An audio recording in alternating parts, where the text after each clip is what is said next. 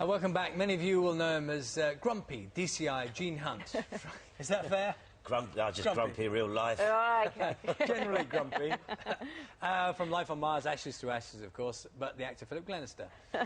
He says it's time to step out of the red Audi Quattro. His latest role is Harry Venn, a grumpy, small-time solicitor who's forced to revisit his murky past in BBC One's brand new drama. It's called Hidden. Philip's with us. You've seen him already. Before we speak to him, let's get a flavour of the new series. Here's a clip. I disagree. You have the special context my client needs.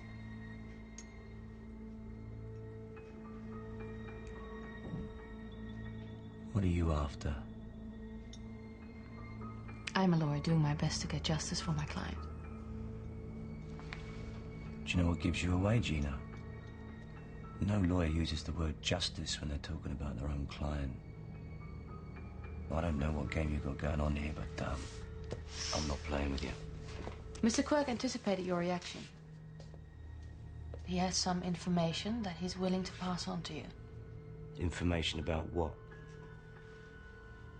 Your brother, Mark. Dun, dun, dun.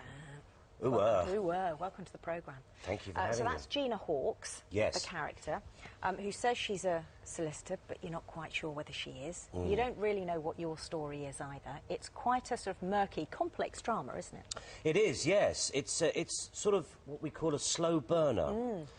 But, you know, when you're sort of making something like a political conspiracy thriller, you obviously have to set it up and set your characters up, and but then once it gets going, we're like kicking on butane. You know, it's great. I'm always fascinated. So when you get the first read-throughs of these things, presumably, like people who watch it, you must maybe not know quite what's going on. And do you have to fess up to? Do you have to put your hand up and say, "Sorry, could someone just tell me?" Well, you know, the sign is always when you get a good script, certainly when it's a series, you know, and you invariably they haven't written them all. They're still work in progress. So when I was discussing this particular with Hidden, it was about a year ago I first read the first ep, and it's always a sign when you get to the end of ep 1 and you want to get hold of ep 2 pretty quick. So you're kind of like everyone else, really. You're just thinking. Oh yeah, definitely. So it's always so as soon as I'd finished reading the first ep, I was on the phone to my agent saying they finished ep 2. But you didn't. So you didn't know what had happened. What happened to your character Harry Venn at all? No, I quite like not knowing. You know, how can you play the character though if you don't know? Well, oh no. Once we started filming, I sort of knew what happened to him because the scripts are finished by then. But in fact, actually, the very first scene we shot was in ep 4. It was like the penultimate scene. Oh right. And that was quite tough because you know you had to imagine this journey, and you're straight into to near the end of the piece, and it's like blimey, you know, hang on.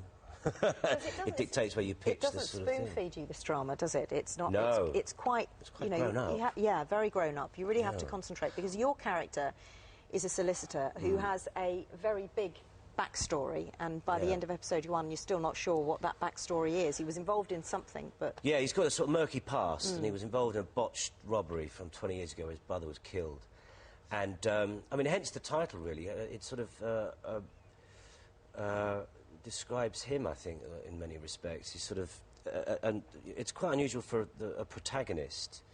They usually sort of, for State of Play, for example, the protagonist was an investigative journalist, so his job is to investigate. Whereas the thing about Harry, he is just a very ordinary guy. He's just carrying on with his life, and then this sort of his past sort of resurrects itself, and he has no choice but to go on this journey.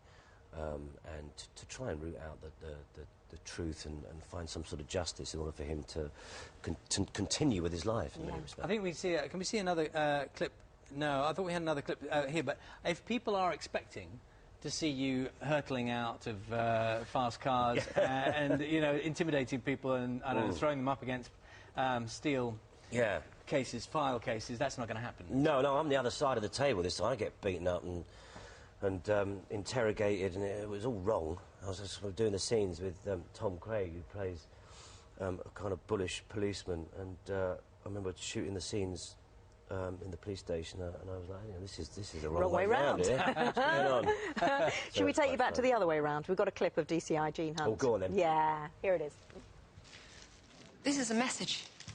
What are you muttering through your lipstick, woman? These pieces of quartz were placed in their mouths to make an ironic point. Well, you'd better get on a blow to the Ironic Crimes Division squad then, hadn't you?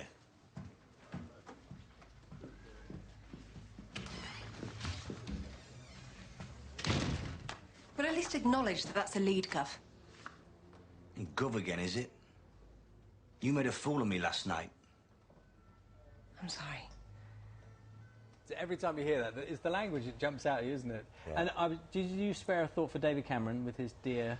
I know, he's because that was a bit of a hark back to language. I've noticed in the press he's going around going, fire up the economy. That's from Cheeky you, that sod. is. Fire up the wardrobe. Indeed. Yeah. Recently, you've been talking about how it's quite difficult to get grown-up drama on television at the moment, and get grown-up actors and actresses on television at the moment. Why is that? No, I think there's some really strong drama out there at the moment. I think it's some really good stuff. We've had Exile with John Sim and The Shadow Line, which I think was terrific. Didn't you say quite a bit of it was for young people? Got a lot of stuff on TV.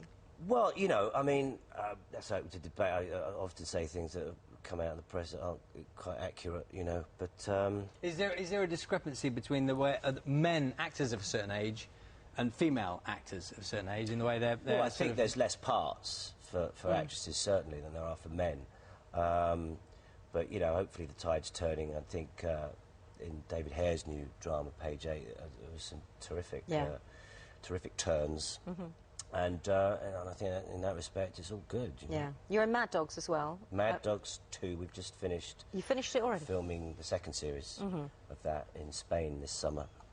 And I think, I presume that's out sort of early next year. And for those of people who haven't seen it, just a quick reprise of what Mad Dogs is. Well, it's basically about 4 blokes who go out to Mallorca to see their rich buddy and get embroiled in sort of dodgy money, basically, the dodgy euros, and he ends up getting killed, Alvo, murdered by Tiny Blair. It's ridiculous. By Tony Blair. Tony Blair, or Tiny Blair. Not the Tony Blair, obviously. That would be slanderous. And yes, and then we go off and try and deal with all this money, and it's what we decide to do with our lives, basically. Right. Busy man. Thank you very much for coming in. Thank you for having me. Good to see you this morning. Thank you very much. And you can see Philip in the new drama Hidden, starting this Thursday, 9 o'clock on BBC One. That's it from us today. We're back tomorrow from 6 o'clock. Bill's in Manchester. He's going to be interviewing David Cameron at the Conservative Party conference there. And Sean here on the sofa. Stars of the Three Musketeers, I'm told, coming in. D'Artagnan. A new version of the movie in 3D coming out soon. So hope you can join us. Lady Antebellum with us as well. Bye-bye.